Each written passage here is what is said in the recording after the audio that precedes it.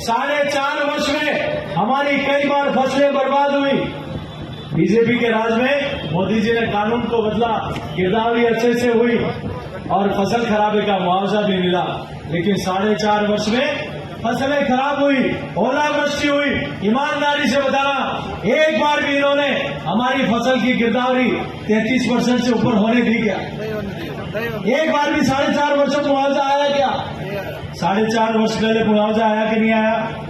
मोदी जी ने मुआवजा भेजा नहीं भेजा? लेकिन इन 4.5 वर्षों में हमारे साथ धोखा दिया गया, हमारे बेरोजगार युवाओं के साथ धोखा दिया गया।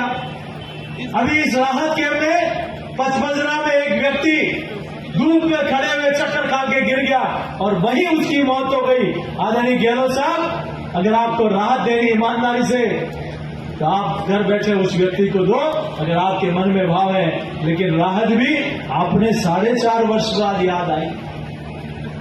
4.5 वर्ष बाद आप राहत देने का मन बना रहे हो, जब जनता ने आपको हमेशा के लिए राहत देने का मन बना लिया।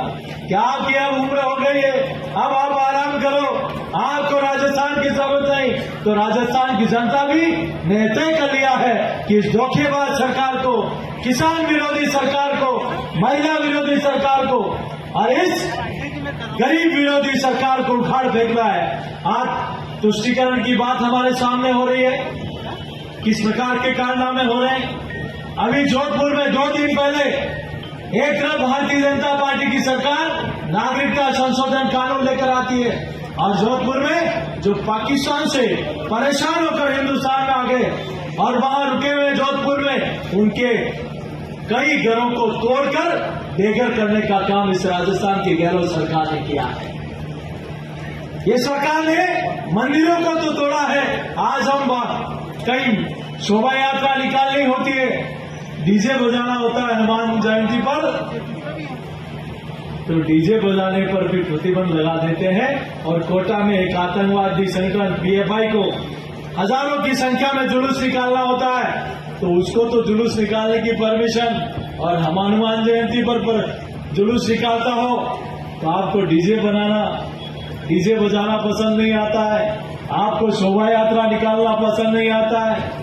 तो इस बार सोच लेना आदरणीय गहलोत साहब, राजस्थान की जनता भी आपका ऐसा डीजे बजाएगी कि जिंदगी में कांग्रेस कभी राजस्थान में नहीं आ पाएगी। मैं आपके सामने ज्यादा लंबी चौड़ी बात नहीं कहते हुए कुछ दिनों पहले कहा कि मोदी जी को खत्म करना चाहिए। इनके कांग्रेस पार्टी के नेता कुछ समय पहले पाकिस्तान में जाकर कहते हैं कि हिंदुस्तान से मोदी की सरकार को हटाने के लिए पाकिस्तान मदद करे। इनके कांग्रेस पार्टी के नेता विदेश में जाकर कहते हैं कि वहां हिंदुस्तान में लोकतंत्र नहीं है। आप ये बताओ कि किसी को प्रतापगढ़ से चुनाव लड़ना है तो वोट चित्तौड़ जाके मांगेगा क्या? वोट वहां से जाके मिलेंगे क्या? आज आपको अगर देश की जनता पे विश्वास नहीं है तो आप पाकिस्तान जाकर भरोसा कर रहे हो। आप हिंदुस्तान की जनता पर भरोसा नहीं है, आपको पाकिस्तान पर भरोसा है। जब भारत चीन का तनाव होता है तब आप चीन के साथ हाथ मिलाने जाते हो राहुल गांधी जी, और अब आपका राष्ट्रीय अध्यक्ष कहता है कि जहरीला सांप है और आपका प्रभारी कहता है कि मोदी को खत्म करना है। अरे मोदी जी के साथ तो देश के 125 करोड़ लोगों का आशीर्वाद जुड़ा हुआ है।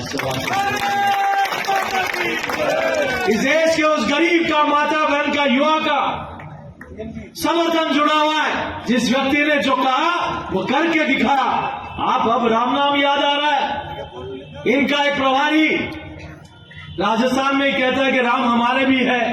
आपके कैसे राम? आप ही की पार्टी के लोगों ने सुप्रीम कोर्ट में हलफनामा दायर किया था। आपको ध्यान होगा, राम सेतु के विषय पर इन्हीं लोगों ने सुप्रीम कोर्ट में कहा कि राम कभी पैदा नहीं हुए, राम काल्पनिक है, और इन्हीं लोगों ने उस निर्णय में इतने वर्षों तक अड़ंगा लगाया। अरे वो तो 56 इंच के सीने वाला प्रधानमंत्री था और सुप्रीम कोर्ट का निर्णय था। तो ये देश नहीं, दुनिया का सबसे बड़ा गगनचुंबी भगवान श्री राम का मंदिर अयोध्या में भगवान श्री राम का मंदिर बनने का मार्ग प्रशस्त हुआ। आज किस बात का फल है? आप और हम संकल्प लेते हैं कि इस तुष्टीकरण की सरकार को, इस गरीब विरोधी सरकार को, इस युवा विरोधी सरकार को, आज ये बातें इस बात की करते हैं। आज यह एकलव्य मॉडल खोलने का काम आदरणीय नरेंद्र मोदी जी ने किया। पहली बार मानगढ़ धाम में उस स्थान को पहली बार देश में कोई प्रधानमंत्री, जब जनजाति क्षेत्र के लोग अंग्रेजों के सामने लोहा लड़े, पीठ नहीं दिखाई, सीने पर गोलियां खाई, उस स्थान को नमन करने हमारे देश के प्रधानमंत्री आते हैं। आज बिरसा मुंडा जी की जयंती को जनजाति गौरव दिवस के रूप में मनाया जाता है।